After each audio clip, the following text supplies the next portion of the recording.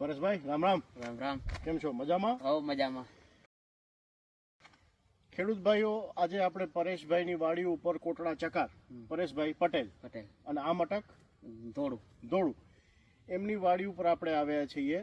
દાડમની સરસ ખેતી કરે છે પરેશભાઈ. એમની વાડી ઉપર આપણી એક સરસ પ્રોડક્ટનું ઉપયોગ થયેલો છે, કાર્બન 84.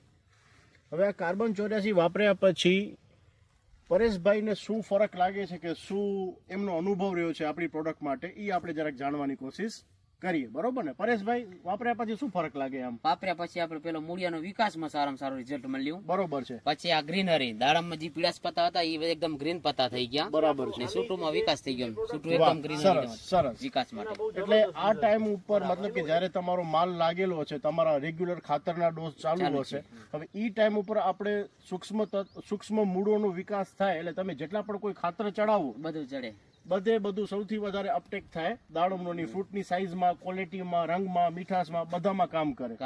એટલે આ જે રીતે તમને અત્યારે આ ટાઈમ ઉપર પરફેક્ટલી આપીને તમને રિઝલ્ટમાં પણ સરસ ફરક તો મળે જ છે. અને આના હિસાબે અત્યારે મને લાગે છે તમે સોદો પણ કદાચ કરી નાખ્યો છે અને એનામાં ભાવે આપણે સરસ મળ્યા છે ક્વોલિટીના હિસાબે.